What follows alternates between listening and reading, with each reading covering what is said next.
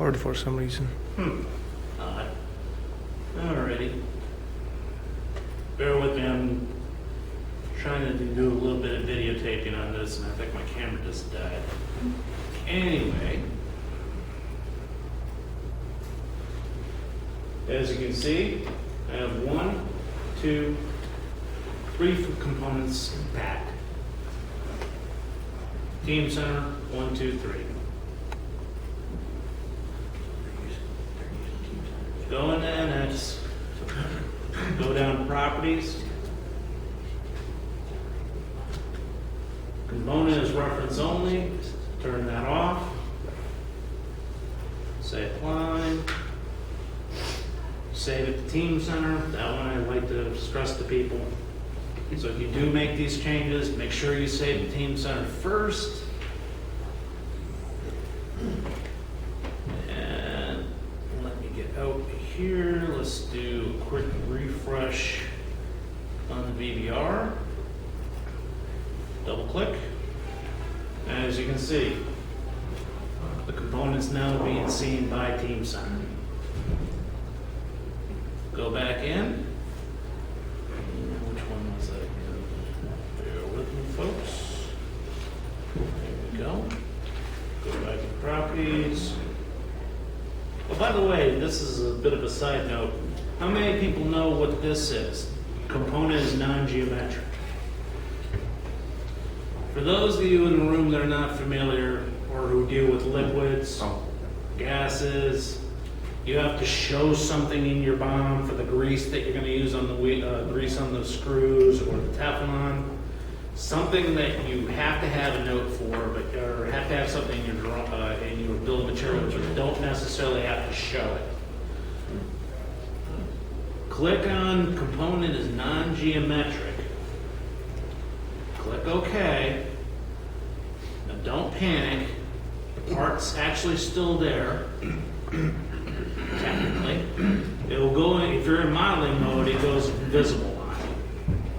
Now I've had some people, this is the reason I'm even bringing this up, is sometimes in Team Center, people trying to go for reference, they accidentally click on non-geometric. It's in the Team Center, but they don't see it in MX, and they're like, what's going on? What happened? You should make sure your checklist is right. You click the right checkbox. But also just keep an eye on your Assembly Navigator tool. It'll let you know, hey, non-geometric. So let's go back in here real quick. Non-geometric, reference only, say OK. Now the other thing I would like to point out too is this. If you have your info column turned on in your Assembly Navigator, you should see this symbol. Part is reference only. Now the symbol will look a little bit different if you're hiding a background or if you're hiding an assembly. It'll look a little bit more purple. And I'll show it with an actual example here in a few minutes. 10 minutes, Mark. 10 minutes. 10 minutes? Okay, I just got more than 10 minutes. Let me get this sped up a little bit. Okay, on this angle, okay. I'm just gonna say save. And basically, as you can see, I didn't even refresh. And Team Center always sees it's gone. Oh, and by the way, for those of you who are wondering what the heck's going on here, Tony Metz, my counterpart with Team Center team at Fermilab, is going to be doing a presentation. Everything you're seeing right now is Citrix.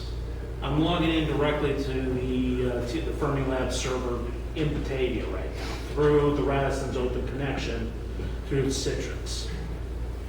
I'm just trying to get a few more people in his group. I think it is an interesting topic. But anyway, I digress.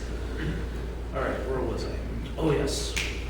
Moving back to diagram. Slide number 19.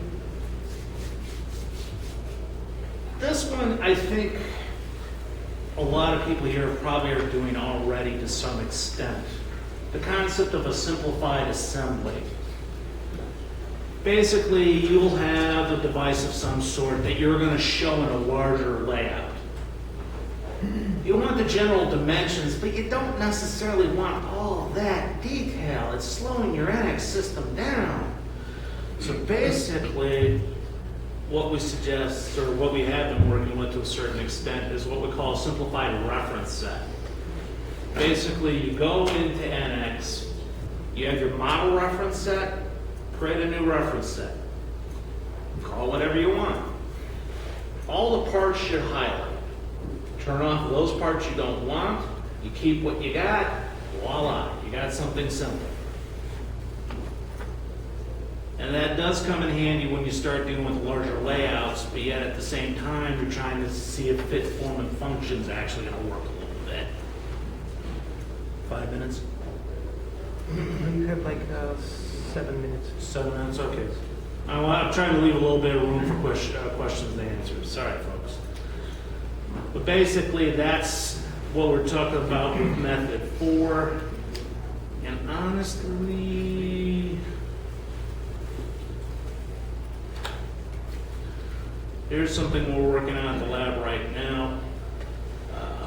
For all intents and purposes, the item in white is what we call a secondary emissions monitor. So basically, as the beam line is being generated, it's sent down the beam line. We have these monitors in place to make sure the beam line is actually functioning the way it's supposed to be in terms of signal as far as beam strength and direction. But as far as this item is concerned, oh, by the way, remember I said the more purplish looking icon? That's all reference. That's strictly this item alone, which is going to be used to point out for the drawing, which is just going to point out how this thing is going to be set up. But from a reference standpoint, for a simplified assembly, we've stripped out all of the fasteners, all the items that don't necessarily need to be there. But we've left enough of the geometry to be there so when they put it into our larger assemblies, we can see these things and get a good feel for fit and form. 5 minutes. 5 minutes? Okay, let me just wrap this up then.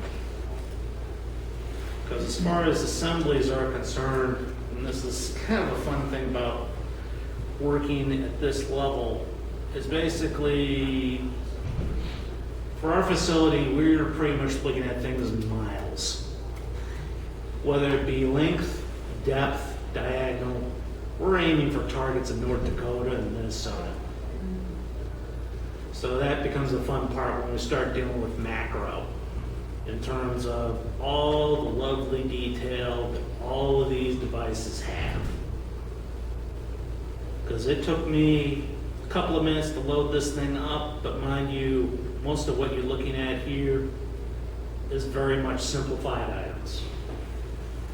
And these are items, these magnets here can have up to about 500 to 600 plates, all put together, welded together.